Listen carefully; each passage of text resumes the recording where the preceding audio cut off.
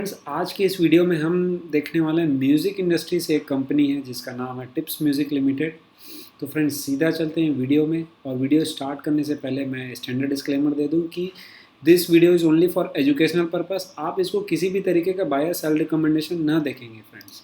तो friends, tips music limited, सबसे पहले देखो, हमारा काम क्या रहता है कि जो भी बिज़नेस को हम पकड़ते हैं, सबसे पहले हम उसके बिज़नेस मॉडल को पूरा इन डेप्थ समझते हैं कि ठीक है, धंधा कैसे काम करता है और वो बिज़नेस पैसा कैसे कमाता है अल्टीमेटली। तो सबसे पहले कम टिप्स म्यूज़िक का बिज़नेस मॉडल, डिफरेंस मैं ले चलता हूँ आपके। इनके एक ये इनका इन्वेस्टर प्रेजेंटेशन है लास्ट क्वार्टर का।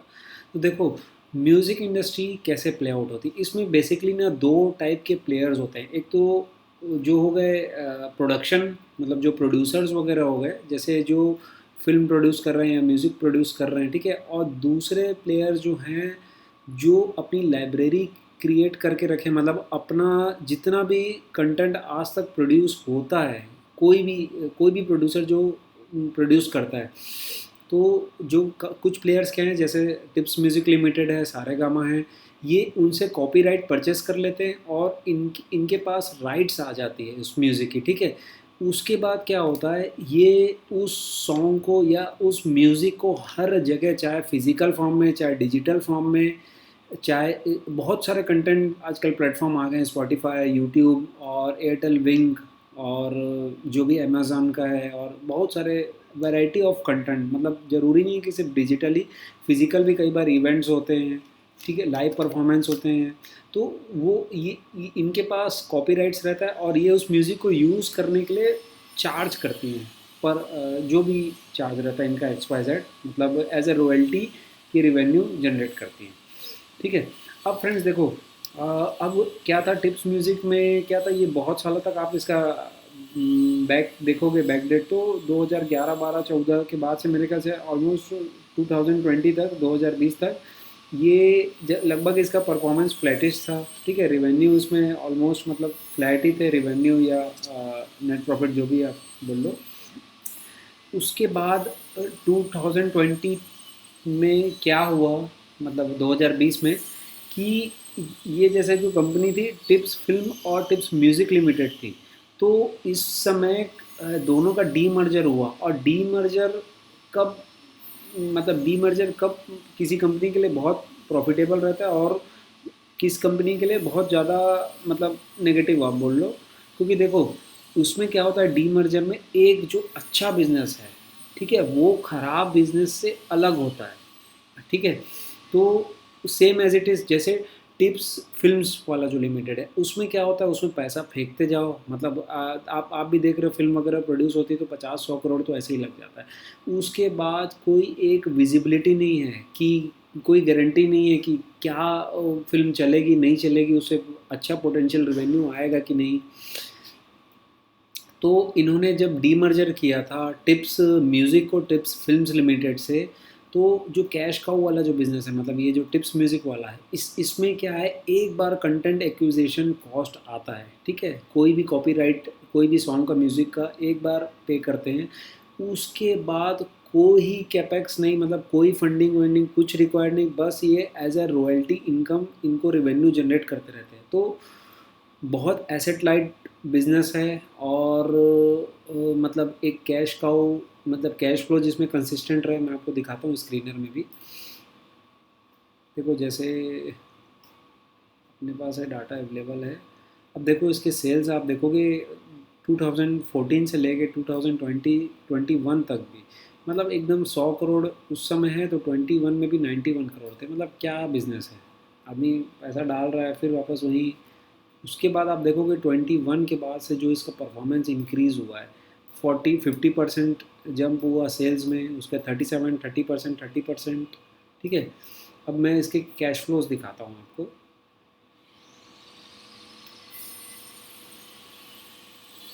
देखिए, कैश फ्लोज पास्ट के देख लीजिए और अभी के देखिए कितने नंबर्स में कितना डिफरेंस है।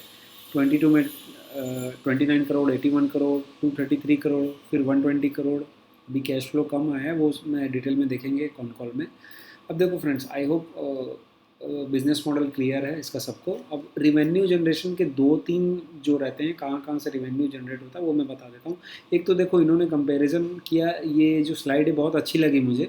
मतलब इसमें देखिएगा जैसे क्या है, music is the most valuable content इन्होंने बताया। और हाँ ऑब्वियस है कितना मतलब बोला जाता है ना कि म्यूज़िक मतलब म्यूज़िक पुराना नहीं होता, सुनने वाले पुराने हो जाते हैं।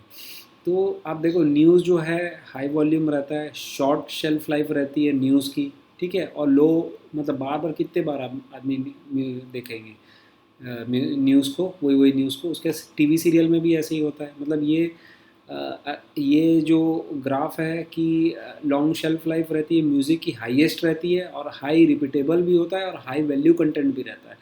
और यहाँ इससे उल्टा देखेंगे अपन तो फिल्म जो है वो म्यूज़िक के बाद आता है, फिर वेब सीरीज़, फिर टीवी सीरियल, फिर न्यूज़।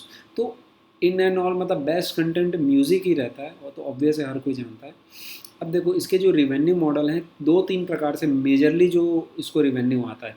एक तो जो मैंने बताया कि मतलब कॉपीराइट वगैरह जो भी इनका कंटेंट लाइब्रेरी है, ठीक है, इनके पास पूरा लाइब्रेरी है म्यूज़िक का, जो इन्होंने सेव करके रखा है 1988 से लेके आज तक का, टिल डेट का। मतलब 32,000 सॉन्ग्स का कुछ म्यूज़िक का कलेक्शन है इनका, मैं देख रहा था कहीं से स्टडी कर रहा था। तो अब देखो जो मेन इनको जो रिवेन्यू आता है ना, वो है, 2 मिनट में आपको रिवेन्यू ब्रेकअप में ले चलता हूँ। देखो मेन जो रिवेन्यू है इनका स्ट्रीमिंग से, और करीब करीब 50% के आसपास है जो सब्सक्रिप्शन बेस्ड ऑडियो स्ट्रीम्स, मतलब यूट्यूब वगैरह से, जो इनका यूट्यूब चैनल है उससे जो सब्सक्रिप्शन है, और जो एड्स में मतलब जैसे यूट्यूब में इनके सब कंटेंट डला हुआ है, वहाँ से जो भी स्ट्रीमिंग वगैरह होती है, तो मेन रिवेन्यू 50% यूट्यूब से ही इनको आता है, 45 to 50%। उसके बाद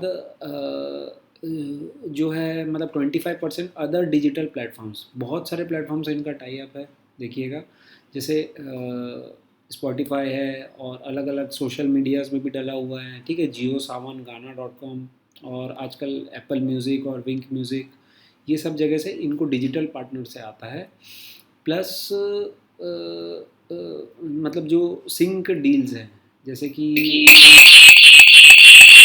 सॉरी फ्रेंड्स, सेटिंग्स में कुछ प्रॉब्लम था। हाँ देखिए, अब ये सिंक डील्स हैं, सिंक्रोनाइजेशन डील्स मतलब क्या होता है कि जैसे बहुत सारे जो डिजिटल या अदर प्लेटफॉर्म्स हैं जो मतलब मूवी स्ट्रीमिंग वाली है, अदर अदर जो भी और ऐप्स हैं जैसे नेटफ्लिक्स हो गया, ठीक है, और ये क्या है मतलब इनको राइट्स दिए रहते हैं, मतलब टिप्स म्यूज़िक जो भी इनका कंटेंट रहता है, कि अगर आप एंटरटेनमेंट में छोटा सा शॉर्ट मूवी बनाओगे, या कुछ नया वेब सीरीज़ बनाओगे, या कुछ भी बनाओगे, या कहीं भी अपना इनका सॉन्ग को यूज़ करोगे, तो सिंक्रोनाइजेशन जो डील होती है उसके तहत मतलब ये रिवेन्यू अपना शेयर करते हैं, एक रॉयल्टी पे करते हैं, ठीक है। तो ये हो गया मतलब सिंक्रोनाइजेशन डील वाला रिवेन्यू। और एक आता है फिज़िकल प्लेटफॉर्म से, मतलब फिज़िकल प्लेटफॉर्म्स में जैसे बहुत सारे परफॉर्मेंस होते हैं, परफॉर्मेंस बेस्ड रिवेन्यू। 2 मिनट में आपको ग्राफ में ले चलता हूँ, 1 सेकेंड फ्रेंड्स। हाँ, परफॉर्मेंस राइट्स। तो जैसे क्या है, कहीं पे लाइव परफॉर्मेंस, लाइव इवेंट हो रहा है या कुछ हो रहा है, वहाँ पे अगर इनका म्यूज़िक को यूज़ किया जाता है तो वहाँ भी इनको रॉयल्टी मिलती है। तो बेसिकली ये 3 हैं जो इनका रिवेन्यू कवर होता है, जिनसे इनको, एक तो स्ट्रीमिंग वाला बिजनेस, मतलब यूट्यूब में, चाहे अदर बहुत सारे डिजिटल प्लेटफॉर्म्स में जहाँ पे स्ट्रीम होता है, उसमें एडवर्टीजमेंट से, plus subscription based model revenue, ठीक है। मतलब अब देखो आजकल क्या है, मतलब सब्सक्रिप्शन मॉडल देखो इतना ज़्यादा पॉपुलर हो गया है कि कोई ऐड वैड पसंद नहीं करता है, और धीरे धीरे इंडिया में भी एडॉप्शन बहुत बढ़ रहा है इसका, कि भाई सब्सक्राइब कर लेते हैं यूट्यूब में या अदर जो भी स्पॉटिफाई या एक्सेट्रा कहीं भी, उसके बाद फिर मतलब एडवर्ट का झंझट नहीं रहता। तो ये इस मॉडल से मतलब वही इनके जो कॉन कॉल है और जो पीपीटी में देखने को मिला कि उससे बहुत तेज़ी से रिवेन्यू अभी बढ़ रहा है, और वो भी बहुत छोटा पार्ट ही, मतलब इंडिया में बहुत छोटा पॉपुलेशन ही अभी सब्सक्राइब कर रही है, धीरे धीरे जो है ह्यूज गैप है। तो स्कोप बहुत अच्छा है। और सिंक्रोनाइजेशन वाला मैंने बता दिया, ठीक है। सिंक्रोनाइजेशन जो अदर जो वेब सीरीज़ और जो भी यूज़ करते हैं इनके सॉन्ग्स को, अपना शॉर्ट मूवी बनाने के लिए, वेब सीरीज़ बनाने के लिए, और कहीं भी अपना इनका कंटेंट को यूज़ करने के लिए, तो वहाँ से इनको रेवेन्यू आता है। तीसरा परफॉर्मेंस राइट्स वगैरह से, ठीक है। तो बेसिकली यही है। अब देखो थोड़ा सा रेवेन्यू ब्रेकअप और देख लेते हैं बारीकी से। इसमें क्या है देखो, जैसे मैंने सब्सक्रिप्शन वाला बात कही आपको अभी। अब देखो इसमें जो है 50%, पहले 49% लास्ट करेंट कैलेंडर ईयर में 23 में अराउंड 49% के आसपास था जो सब्सक्रिप्शन रेवेन्यू था, और अभी वो 51% हो गया है, ठीक है। और ad supported revenue, ad supported मतलब जैसे यूट्यूब में ये अपने ऐड चला रहे हैं, सॉरी यूट्यूब में कोई इनका सॉन्ग प्ले कर रहा है, बीच में ऐड आता है, तो वो वहाँ से जो इनको रेवेन्यू मिलता है वो अराउंड 17% रहा इस करंट ईयर में 2024 में। उसके बाद ये सिंक्रनाइजेशन वाला रेवेन्यू ये रहा अराउंड 2.2%। फिर परफॉर्मेंट राइट्स मैंने बताया 9.7%, ठीक है। और फिज़िकल और अदर डाउन डिजिटल और डाउनलोड, मतलब फिज़िकल में जो रहती हैं, जैसे ब्रांड कोलैबोरेशन हो गया, कहीं पे कोई इवेंट हो गया, ठीक है, कहीं पे परफॉर्मेंस हो गया, अदर मतलब बहुत जगह यूज़ होता है म्यूज़िक, तो हर जगह। तो आई होप क्लियर है रेवेन्यू बिजनेस मॉडल की कंपनी पैसा कैसे जनरेट करती है। मेन तो यही था, ठीक है। अब देखो अब थोड़ा सा इंडियन म्यूज़िक इन्वेस्टमेंट अपॉर्चुनिटी को देखें कि भाई क्यों आने वाले समय में इसमें टेलविंड्स हो सकती हैं, क्या ग्रोथ पर्सपेक्टिव है। अब कुछ की फैक्ट्स मैं बता दूं कि जैसे मैंने बताया डेट फ्री कंपनी है, मतलब हेल्दी कैश फ्लोज वाली कंपनी है, बहुत एसेट लाइट मॉडल है। तो देखो उसके बैलेंस शीट में 271 करोड़ का कैश है, कोई डेट नहीं है। 1988 से ये कंटेंट अपना सेव करके रखे हुए हैं लाइब्रेरी में, उससे इनको रिपीटेबल रेवेन्यू जनरेट हो रहा है अभी तक, ठीक है। और इनकी एक खासियत ये है कि ये बोलते हैं कि ये ओनली लिस्टेड प्लेयर है, जैसे कोई भी कंटेंट को एक्वायर करता है, ये मान लो जैसे अभी कोई सॉन्ग को कॉपीराइट ये परचेस करता है 50 करोड़ या 100 करोड़ में, ठीक है। तो उसका पूरा पूरा जो कॉस्ट है ये उसी क्वार्टर में दिखा देता है। मतलब ऐसा नहीं है कि 100 करोड़ का अगर इन्होंने कोई कंटेंट एक्वायर किया तो उसको 50 करोड़ अभी दिखाएगा, 50 करोड़ अगले साल में या 2-3 क्वार्टर में, जैसा भी करके। तो उससे क्या होता है, हम लोग जैसे एनालाइज करते हैं एज ए इन्वेस्टर्स, हमको बहुत इजी पड़ जाता है। और एक ट्रांसपेरेंसी बोल सकते हो आप, कितना अच्छी ट्रांसपेरेंसी कि पूरे कॉस्ट को ही अपफ्रंट उसी क्वार्टर में बुक कर देता है। तो ये एक अच्छे थे। अब देखो 117 मिलियन सब्सक्राइबर्स हैं इनके यूट्यूब में, तो 22% CAGR से ग्रो हुआ है लास्ट 3 ईयर में। अब फ्रेंड्स थोड़ा सा इंडस्ट्री के बारे में मैं बता देता हूँ कि देखो म्यूज़िक इंडस्ट्री जो है अराउंड मतलब आप देखोगे वर्ल्ड में, तो अभी जो है ये डिजिटल जो म्यूज़िक स्ट्रीमिंग वाला जो कल्चर आ गया है।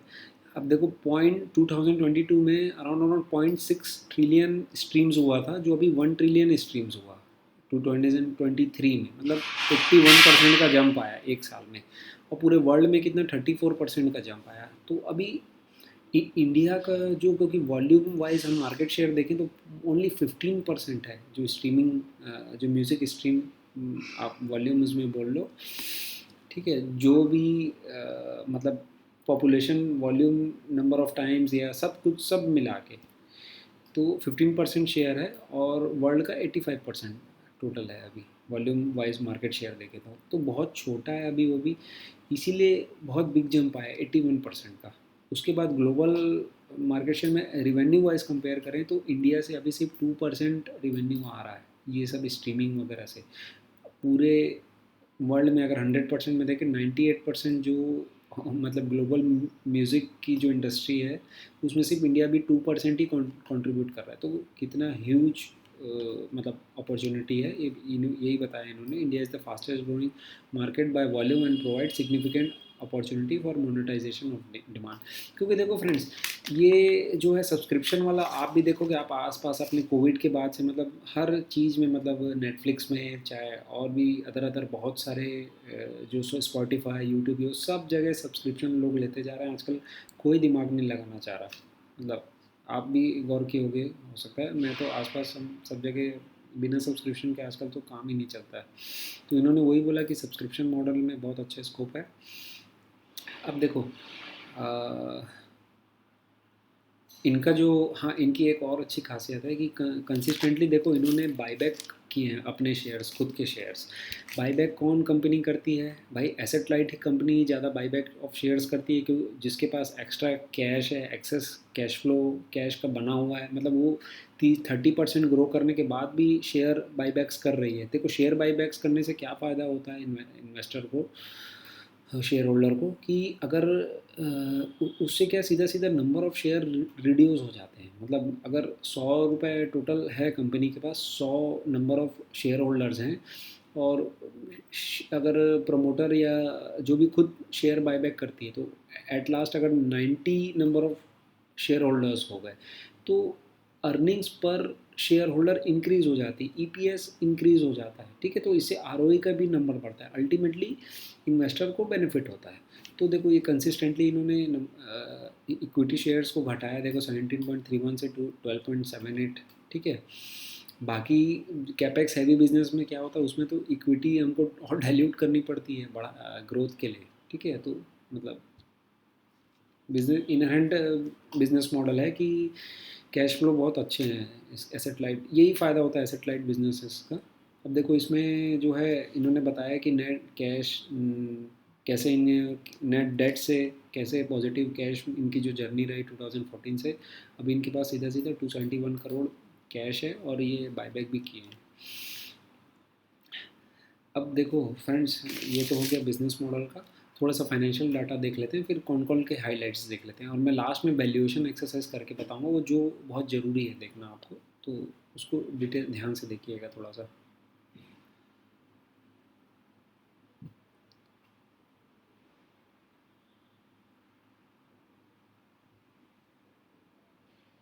जस्ट अ सेकंड फ्रेंड्स, हमें इसके रिवेन्यू बिजनेस परफॉर्मेंस में आते हैं Q4 के। तो अब देखो इसके रिवेन्यू में Q4 में जंप आया 24% से, और एबिटा में भी 24% अराउंड, और लास्ट में जो है आपका फुल फाइनेंशियल ईयर का हम देखें, जस्ट अ सेकंड वो भी दिखा देता हूँ मैं आपको। फुल फाइनेंशियल ईयर में इनका अराउंड 30% के आसपास जंप आया था रिवेन्यू में। फुल फाइनेंशियल ईयर का जो इनका डाटा था, देखो अराउंड अराउंड 29% रेवेन्यू में जंप आया, और पैट में 31% के आसपास आया। यही कंपनी की गाइडेंस थी, और गाइडेंस के हिसाब से इन्होंने ऑलमोस्ट अचीव भी किया 30% के आसपास, ठीक है? और इंडस्ट्री लीडिंग। अब देखो फ्रेंड्स, थोड़ा सा कॉन कॉल में के हाइलाइट्स पे चलते हैं, मैंने नोट्स बनाए हुए थे कुछ इसके कॉन कॉल के। हम्म, देखो कॉन कॉल में जो बात हुई उसमें देखो global music level market is around 29 billion dollars, ठीक है? India is contributing only 2% by value, जो मैंने आपको दिखाया अभी। तो total size of the Indian music is estimated around 3500 crore to 4000 crore, जो कि ग्रो कर सकती है नेक्स्ट 4 to 5 ईयर्स में 10,000 करोड़ के आसपास। मतलब सीधा सीधा इंडस्ट्री ही 2.5 टाइम्स के आसपास हो सकती है आने वाले 4-5 साल में, ठीक है? तो ये हमको क्या समझाता है, देखो अपॉर्चुनिटी साइज और टोटल एड्रेसेबल मार्केट क्या है कंपनी का, हम देखेंगे कि इंडस्ट्री किस रेट से ग्रोथ कर रही है और क्या अपॉर्चुनिटी है, तब तो उसके जो इंडिविजुअल कंपनीज हैं उसमें इतना स्कोप रहेगा, ठीक है? अब इसीलिए ये सब इंडस्ट्री डाटा देखना थोड़ा सा इम्पोर्टेंट हो जाता है। अब देखो हिंदी म्यूज़िक कंटेंट बिजनेस में अभी टोटल पाँच कंपनियां हैं जो कॉम्पीट कर रही हैं फॉर कंटेंट के लिए। तो ये रिस्क वाला पॉइंट है। अगर हम कॉन कॉल पढ़ रहे हैं तो हमको देखो बिजनेस समझ लिए, फिर उसके बाद हमको रिस्क भी देखना है, क्या क्या रिस्क फैक्टर्स हैं, मैनेजमेंट कैसी है ना, मैनेजमेंट के क्या आउटलुक है, दो तीन चीज़ें मेन ध्यान रहती हैं, ध्यान रखना होता है अपने को जब भी हम किसी कंपनी का कॉन कॉल या स्टडी कर रहे होते हैं। तो इंडिया में जैसे इन्होंने बताया हिंदी म्यूज़िक, ये रिस्क फैक्टर हो गया कि 5 कंपनियां हैं जो कम्पीट कर रही हैं। तो अब क्या है, ये वही बोल रही है कि जैसे जो प्रोड्यूसर्स हैं, जो म्यूज़िक प्रोड्यूसर्स हैं, बहुत जैसे जो भी एक्सपेंस रहता है, तो आप आजकल वो चार्ज भी थोड़ा सा हाई कर रहे हैं कि पर कंटेंट पे इनको ज़्यादा पैसा खर्चा करना पड़ रहा है अल्टीमेटली उसका कॉपीराइट परचेस करने के लिए। ठीक है। अब उसके बाद हम थोड़ा सा गाइडेंस की बात करते हैं। तो देखो कंपनी ने क्या गाइड किया है कि ये अगले 2 फाइनेंशियल ईयर में भी मतलब 30% से ग्रोथ करेगी अपने टॉप लाइन को और बॉटम लाइन को। FY26 30% से और FY27 भी 30% से। और the target is consistent with their performance over the last few years. मतलब जैसे मैंने स्क्रीन में पास्ट डाटा दिखाया था, इस ईयर भी इन्होंने 30% से ग्रोथ किया, इसके पहले भी 30-40% के अबव ही ग्रोथ कर रही थी। तो अभी भी मैनेजमेंट इंटैक्ट है। मैं इनका आपको वो पॉइंट भी दिखा देता हूँ जहाँ पे बात हुई। देखो ये जो है इनसे पूछा गया कि मतलब जैसे क्या है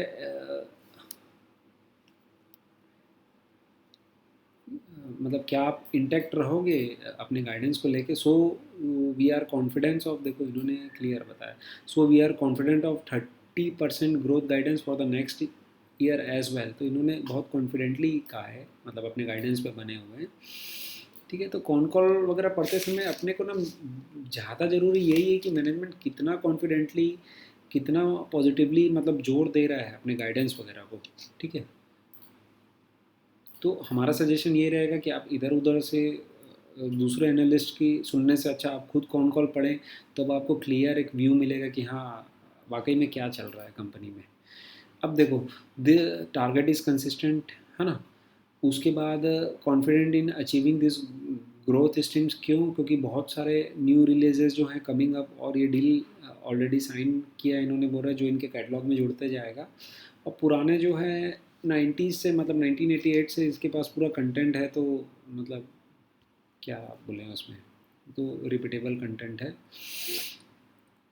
अब देखो कैश फ्लो की कुछ थोड़ी सी बात हुई कि वार्नर म्यूज़िक वाला जो डील था उसमें इनको 25% के आसपास वो फुल रेवेन्यू कंट्रीब्यूट करता है। वार्नर म्यूज़िक से इनकी डील हुई थी, वो भी उनका भी कैटलॉग वेटलॉग जो भी यूज़ किए होंगे, है ना, उस हिसाब से। तो उसके जो एक एडवांस वाला पेमेंट ना लास्ट ईयर मार्च 24 में आया था। फिर इस पूरे फुल फाइनेंशियल ईयर में उसे इसको पेमेंट नहीं आया, वो सीधा अप्रैल में आया। तो पूरा जो FY25 वाला फुल फाइनेंशियल ईयर था उसमें वो कंट्रीब्यूट नहीं कर पाया। मतलब कैश फ्लो इसीलिए डाउन रहे। कैश फ्लो में थोड़ा सा गिरावट आई, कंपनी ने कहा।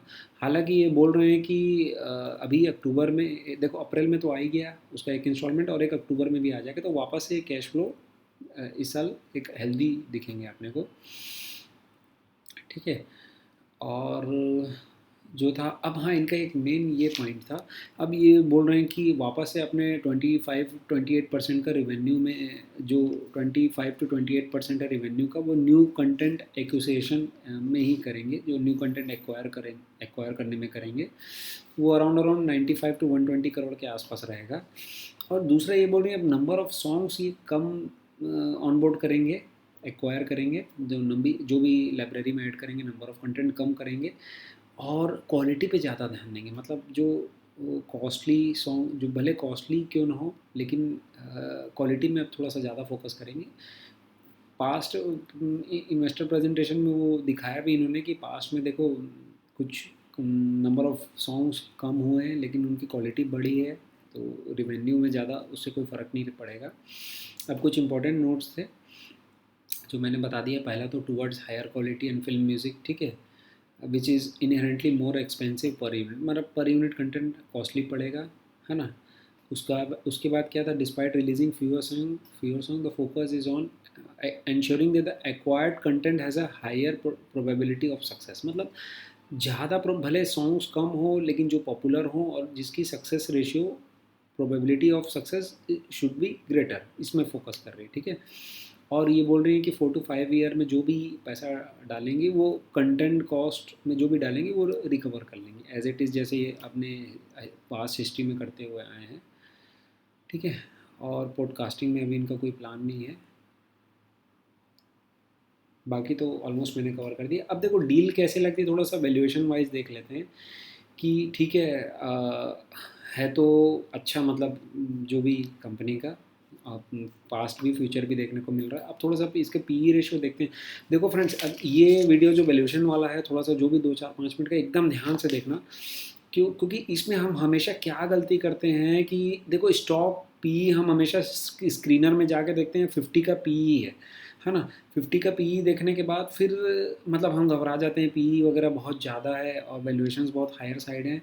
तो हम यही गलती हम हर कोई करते थे। देखो हम भी शुरू में ऐसे ही देखते थे स्क्रीनर में पी जाके फिर स्टॉक से मतलब घबरा जाते थे।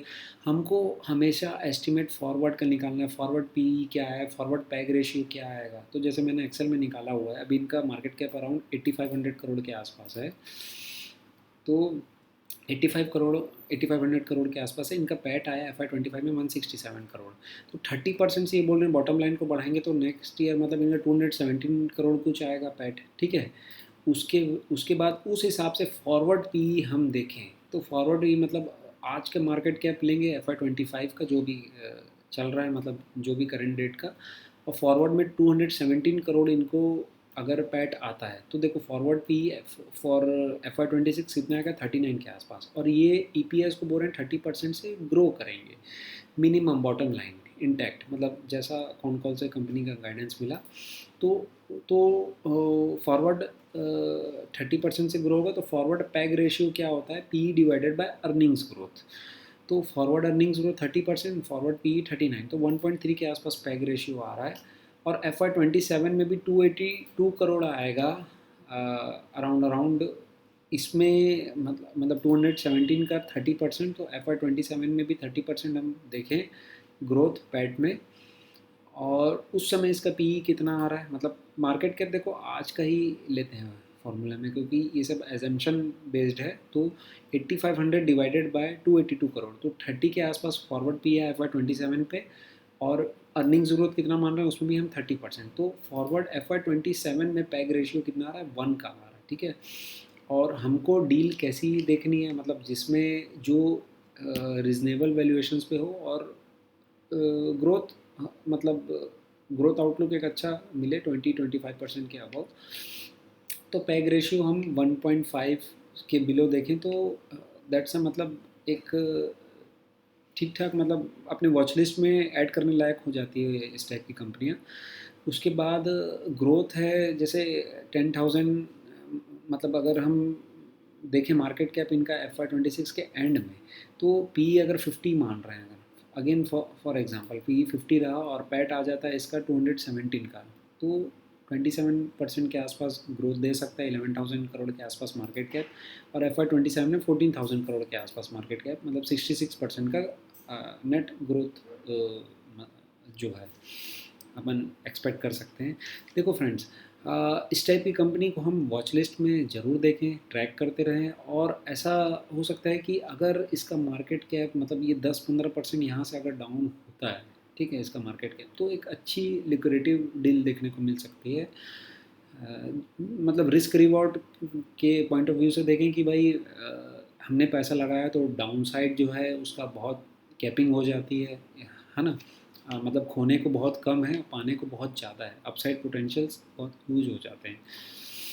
तो फ्रेंड्स, ये मैं अपना ओपिनियन शेयर कर रहा हूँ कि कैसे मैं किस कंपनियों को मैं अपनी वॉच लिस्ट में ऐड करता हूँ और ट्रैक करते रहता हूँ। और कहीं अगर मान लो डिप विप आता है या कहीं पे भी गिरावट आती है तो एक लिक्विडेटिव डील बन सकती है मेरे ओपिनियन से। प्लीज़ कोई बाय या सेल रिकमेंडेशन नहीं है, जस्ट फॉर एजुकेशनल पर्पस है। कैसे हम वॉच लिस्ट में डालें, कैसे कंपनी को ट्रैक करें, और कैसे रिस्क रिवॉर्ड में बहुत ज़रूरी हो जाता है रिस्क रिवॉर्ड इन्वेस्टमेंट के लिए। तो फ्रेंड्स, आज के लिए इतना ही। इसी टाइप के वैल्यूएबल वीडियो से नेक्स्ट टाइम भी हम मिलेंगे, तब तक के लिए जय हिंद।